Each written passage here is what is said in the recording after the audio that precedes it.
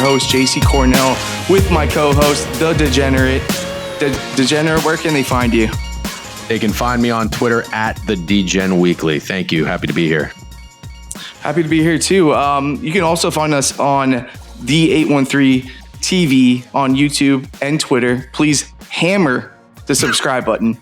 So, I got in trouble for not doing that last time. Smash that subscribe. So, guys, basically what we're going to do here, we're going to do 3 against the spread picks that are our favorite picks. We're going to do 3 prop bets. We're going to do a MoneyLine Dawg, and we're going to make you some money. So, why don't we start with your first against the spread pick or over under, whatever you're liking. Why don't we just come right out of the gate and talk about our Tampa Bay Buccaneers? Let's do it. I don't know that you have the stones to back the Bucs against the Falcons, do you? I'm taking the Falcons. Don't take the Falcons. Listen, this is what I love. I love when a fan base isn't confident in their team. That's when you want to strike. Yes, I am a Bucs fan as well, in case you aren't already familiar. No, there's no bias in my picks. I have faded the Bucs before. I will happily do it again. Well, not happily, but I would do it again. What did I tell you last week when we did our show for Monday night for the Bucs Ravens? I said, listen, I don't even care if we win this game. Obviously, I want to win every game. I just want to stay healthy. We didn't stay healthy.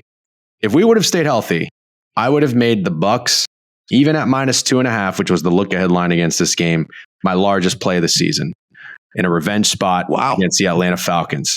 I think the Falcons are big, fat, phony frauds. That's what I think. And I'm so happy I played the Seahawks last weekend. Took advantage of that. The Falcons are going to, in my opinion, record-wise, probably finish somewhere around 500. And I do not think, for whatever reason, every year, the Bucs and the Falcons split.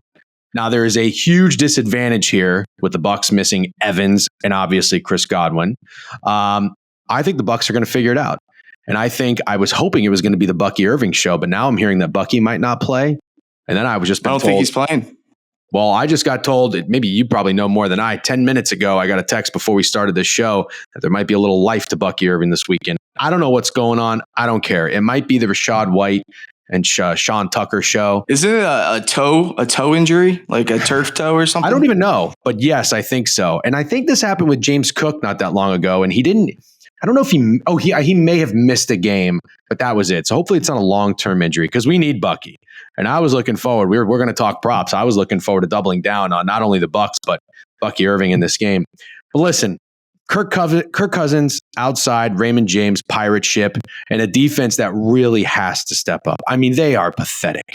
I'm losing all sorts of faith in Todd Bowles. I really am. I know they've got some injuries and they're doing what they can, but they just saw each other. I think they're going to change some things up. I don't see Kirk Cousins having a repeat performance of 500 plus yards against them. I really don't. I know it's hard for people to grasp. I have told you I'm a contrarian bettor, but I don't just go out there and blindly fade the public. I take square sides all the time. But now, in a revenge spot where I already like Tampa, now you've got all this bad news. Nobody wants them. I think everybody's going to be on the Falcons. You, as a Bucs fan, just said you're going to be on the Falcons. I'm on the Falcons, yeah. I mean, I don't trust the defense whatsoever. I think there's going to be growing pains with the offense. Insert Sterling Shepard, Jalen McMillan, and Trey Palmer as your starting wide receivers. I think they could get down early in this game, and I think Bijan Robinson has a day. He only had 12 carries for 61 yards on our last game against them. I think he's closer to 16 to 18 carries in this game. I just don't trust the Bucs right now. I don't trust Todd Bowles. I don't trust the defense whatsoever. And I think they could get shredded again. Real quick. I got to ask you this question because when we did our episode for Monday Night Football, I was like, in my head, you're talking about Cade Otton having this monster game. I'm like, what the fuck is this guy talking about? Mm-hmm. And Cade Otton has 8 receptions for 100 yards. How the hell did you do that? Well, listen. I can't take a lot of credit for that. Let's be honest. You even messaged me. You said Cade Otton is grubbing in garbage time. If Mike Evans and Chris Godwin are in that game, half those receptions. probably don't go to Kate Otten. Let's just be real. But no, I mean, it was a little bit of that narrative of Mark Andrews, like you mentioned, Mark Andrews and Baker kind of being boys. And it would have been funny if he would have just been like, look, I'll happily feed the tight end. Why don't you come to Tampa next year?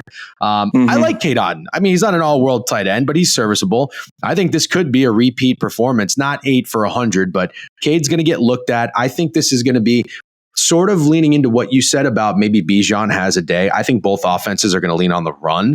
And I also like the under. I think they're going to chew up clock. I think they're going to be long, methodical drives. I think it's going to be the Baker dink and dunk game of the century. And let's be honest, Baker's a dog.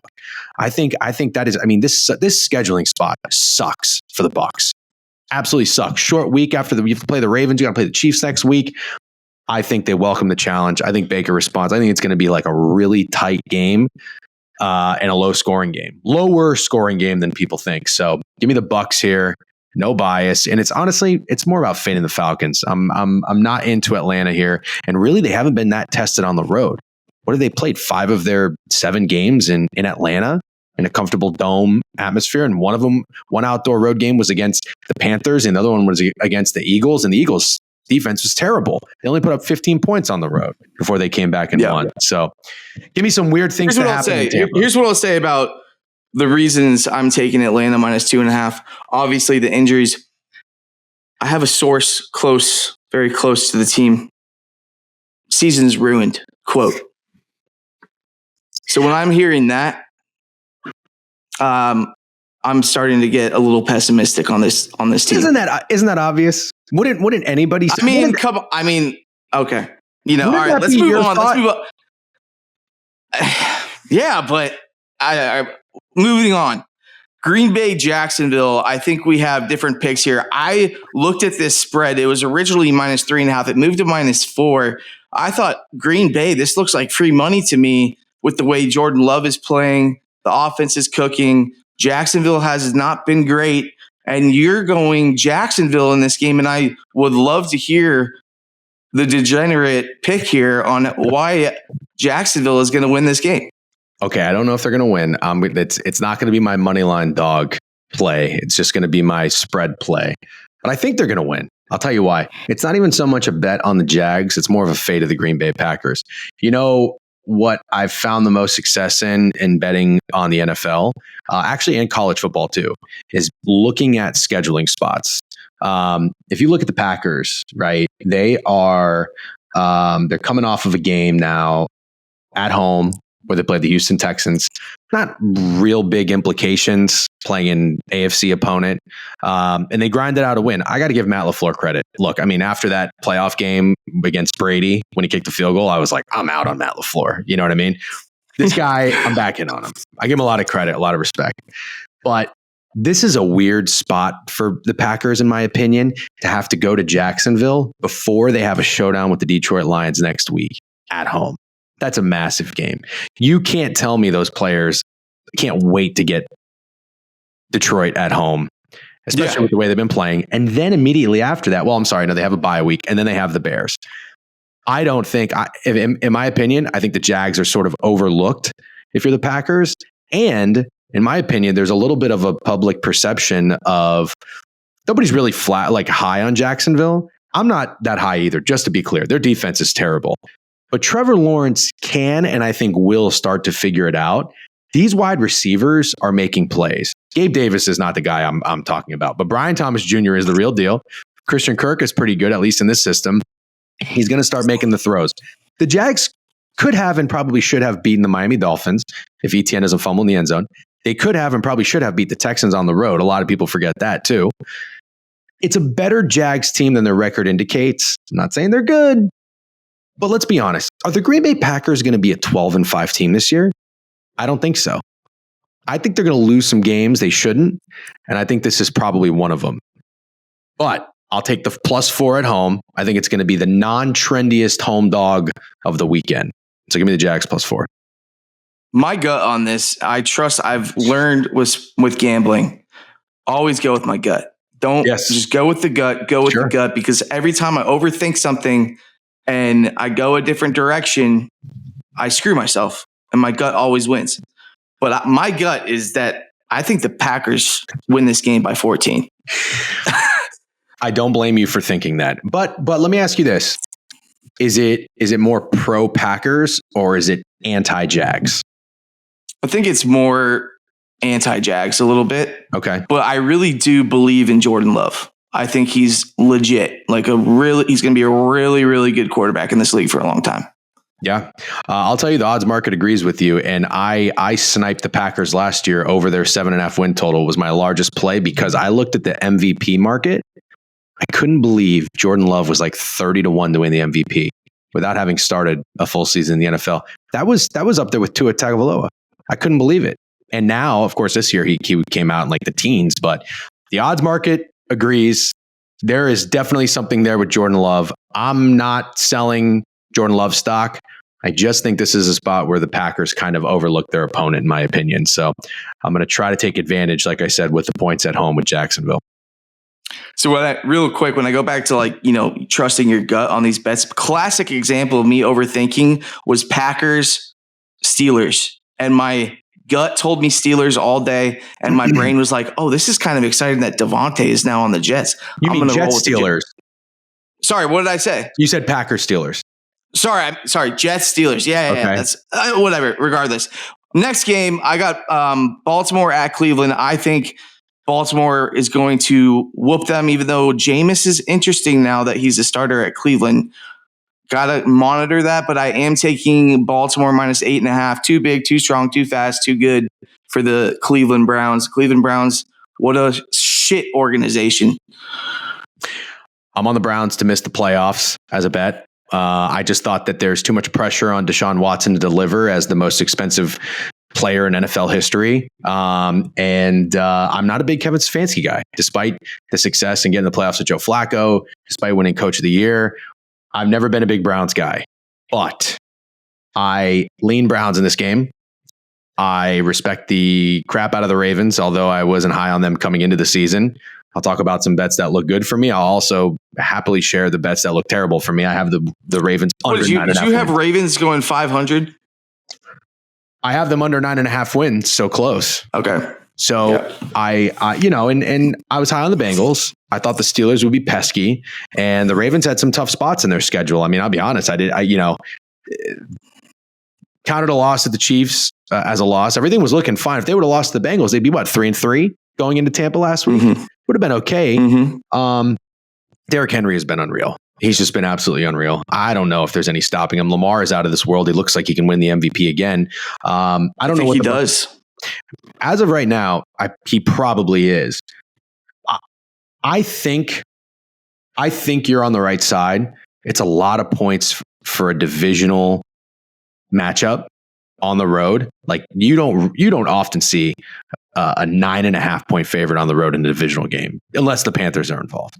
But I'm kind of with you. I only sort of lean Browns. I have a minus 8.5, not 9.5. Okay, so it did come down. You're right. It's 8.5 now. You're right. Yeah. Sorry. I want to say one last thing. It would be funny if Jameis Winston, my buddy pointed this out to me. He doesn't like Jameis Winston. I've always kind of been a Jameis guy. But when Jameis... It's like he's the goofiest. He's easy to cheer for because he's just so unintentionally funny. But is he good? I mean, he can throw... No, he's not. He's not good. He's a complete crapshoot at quarterback. You don't know what the hell is going to happen. I loved him the year we had Arians, and he led the league in passing yards and had 35 touchdowns, but 33 interceptions. But this is what Jameis might do. Okay. This is the only thing that I think should scare you. But again, I think ultimately you're on the right side.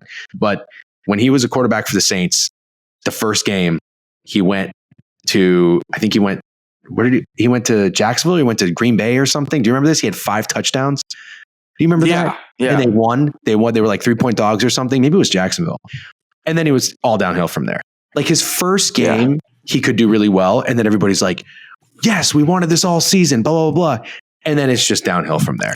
So I don't know. So the way I look at it, so when he went to the Saints, I kind of feel like Sean Payton neutered him, basically kind of put him on a leash. Don't throw these passes. Be smart. Don't be Jameis Winston. Yeah. And I think Cleveland, nothing to lose. Gunslinger Jameis is coming. So with Gunslinger Jameis, I mean, I'll always remember first pass of his NFL career goes for an interception. against the tight. Yeah, Wasn't it a pick and six? I'm like, it was a pick six. Yeah. First. I mean, that's just unbelievable. But yeah, the Jameis thing kind of scares me a little bit, but I think Baltimore, end of the day, covers -8.5. One thing real quick. Remember a couple weeks ago, Bucs defense scored a touchdown against Spencer Rattler's debut. That was unbelievable. If you're going to be on the Ravens, I think you have to take the Ravens defense to score. Definitely. I think you do. Yep. Let's move. Oh, do you still have what? Have you given? Well, have you done 2 or 3?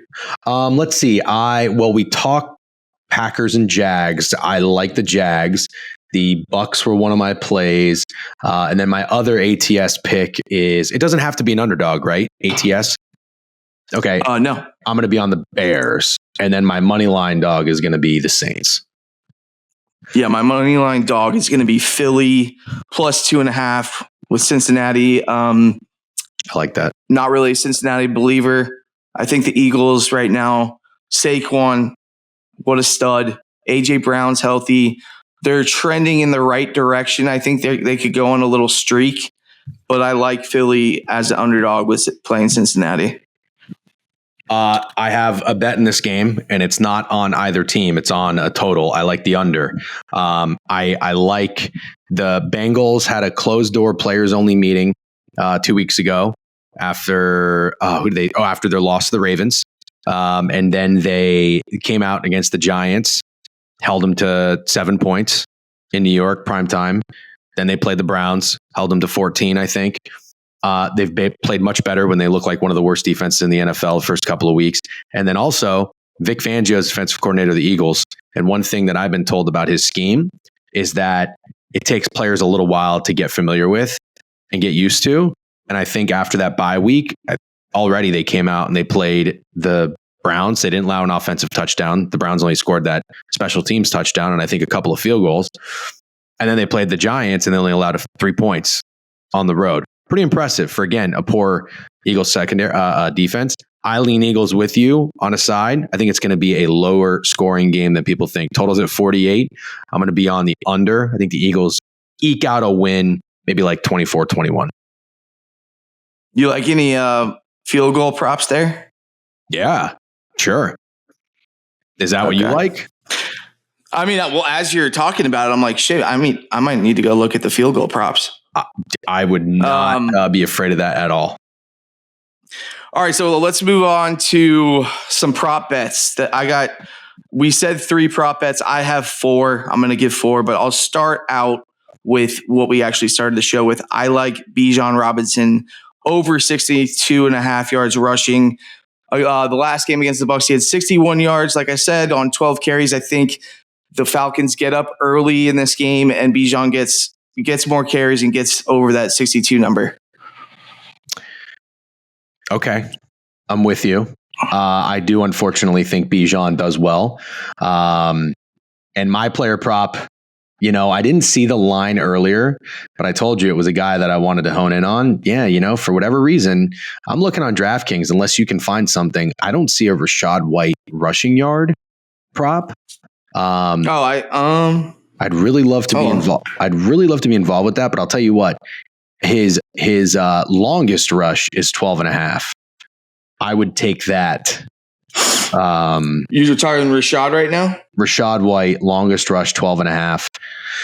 I mean, I might as well give one of my prop bets that I have is over Rashad over 20.5 receiving. I think that's almost free money there. Yeah, I like that too. Let's see. What else can I give you? Okay, so you just gave 2, right? On Hard Rock, they have Rashad over 38.5 yards rushing. Okay, 38.5 yards rushing. Give me that. It's got to be it's got to be the Rashad White show. I know it'd probably be Sean Tucker too. If Bucky Irving plays, this changes everything though. Just if completely that out there. Yeah. But I'll give you another one in the Houston Texans and the Indianapolis Colts game. Man, I really didn't know. Some of my buddies like the Colts in this game. I haven't had great success fading the Colts, so I'm just good on leaving them alone.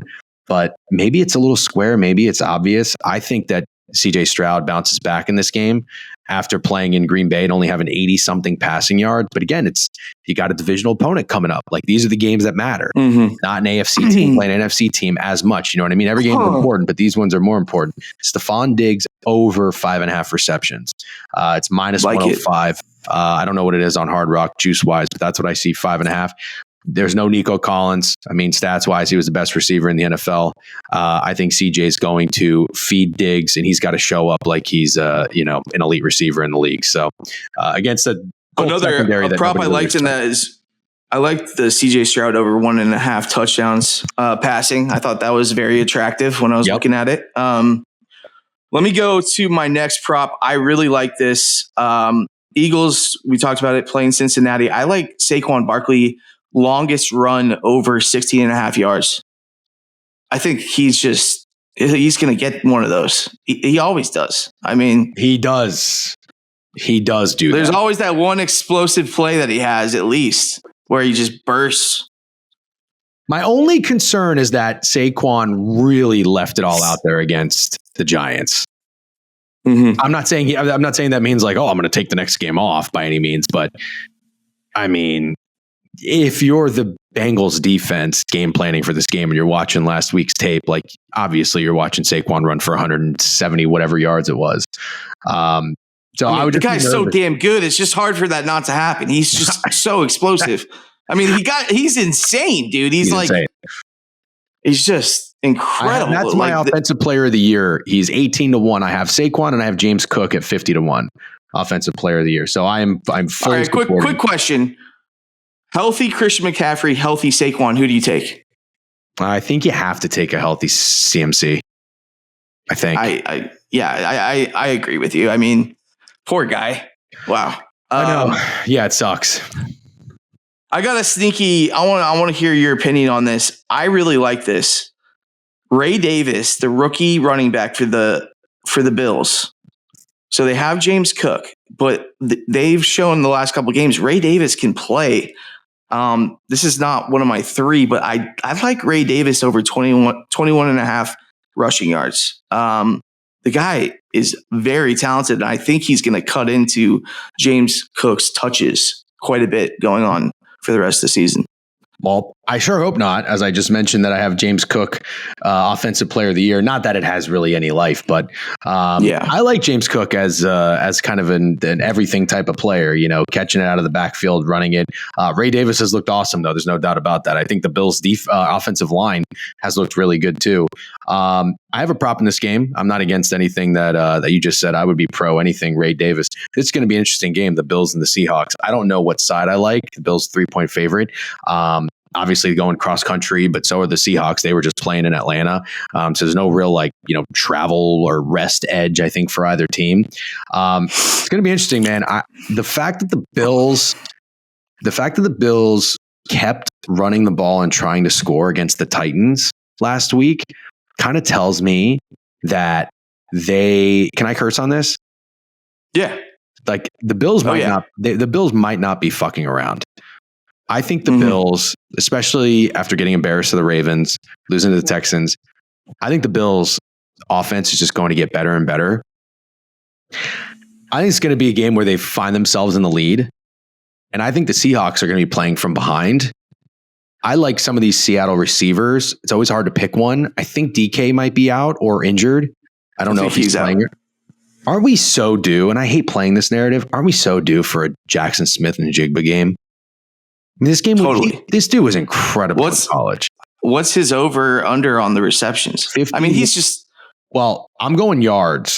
He's 51.5. He's 51.5. Tyler Lockett's 59.5. So he's the leading guy odds wise here. I don't like that Lockett bet. Yeah, I don't really. I like Lockett's like a nice player, but he's also kind of like a little like slept on. I'm going to go JSN over 51.5 receiving yards. Like it. So real quick, that Ray Davis bet, I don't know if you saw the other week when I put like $1,000 on Jalen Wright, the Miami Dolphins running back, having over 13 yards. No, I didn't. This is a similar feeling when I saw this. And the reality is the only reason Jalen Wright hit that bet is because Mostert fumbled. So he got 2 series and it was like 4 carries for 33 yards. And we were all freaking out in my and back here where I'm at right now. Same kind of feeling though for this Ray Davis. I really think Ray Davis is a very good running back, and that's Liam Cohen's running back last year at Kentucky. Oh, nice! Didn't even know that. Mm-hmm. Yeah. Quick fact of the day. All right. Well, I mean, that's basically all the bets we got. Do you have any more props that you like? Over unders, anything? That's all our ATS. That's those are my favorite props. But I think I have one more. Patrick Mahomes under half an interception. I saw it was minus 135. Don't care. I'll play it up to minus 150, 160. We know the bulletin board material has been out there all off season from the Raiders. The what was it, like the Kermit the Frog and taunting Patrick Mahomes. The Chiefs offense really hasn't looked that great this entire season, yet they're 6-0. The defense has been incredible. It's pretty square, whatever. Give me a Mahomes masterclass. I don't know what he does, completions or yards or touchdowns, but he ain't throwing a pick. That's the way I look at it. So we did our props and ATS, but we didn't do our MoneyLine dog, did we? Yeah, we did. I did Philadelphia plus 2.5. Oh, well, I haven't given my MoneyLine dog. So should I just give that one? Sorry. Yeah. No, you're good. And then my MoneyLine dog, because I know I'm betting a couple underdogs on our sides, ATS picks, but I know it's not fun to bet on the Saints, whether you're a Bucs fan or not. No, I agree. Okay, you're on the Saints? I agree. Yeah. Plus, let's see. Where is it? 7.5? Should be 7.5. Yep. Plus 7.5. Give me the money line. Like it. Plus 275. I don't know what's going to happen here. Wow. Plus 275 money line. Give me 275. Clint Kubiak's going to get in his bag. The Saints are getting a little healthier. Kamara just got paid. Taysom Hill's going to be back. I don't care if it's Rattler. I don't care if it's Hainer. I truly don't. I'm not saying Rattler is good. I've never really been a Rattler guy. But this is more of a fade of the Chargers. I'm not buying this Chargers team. I'm just not. I faded them. My best bet last week was the Arizona Cardinals, and I don't have a great best bet record this season, so I really needed that win.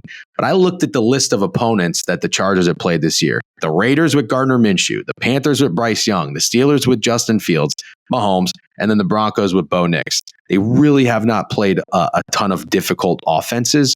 I'm not saying they're about to now with Hainer or Rattler, but after a short week in Arizona, travel, back home, you passed for over 300 yards. You couldn't score a touchdown. 5 field goals against a Cardinals defense is pathetic. I'm not high on this Chargers team. I don't think they deserve to be a touchdown favorite against anybody. Maybe just the Panthers. So I'm gonna play the spread, but it's also my juiciest MoneyLine dog of the weekend. Speaking of juicy, I'm going to sneak one little prop in before we end the show. Sure. I like Xavier Worthy over 2.5 yards rushing. I'm in. Yes. Give me a gadget play. Yeah, right? Yes. Gadget play? Yes. 100%. All right, guys. Well, thanks for tuning in. You can find us at the 813.tv, YouTube, Twitter, all of the above. Smash the subscribe button. Where can they find you, the Degenerate? I said Twitter, X, whatever you want to call it, at Degen Weekly. Thank you to the 813 Network. JC, appreciate you guys. Love everything you do. And let's hit some bets this weekend.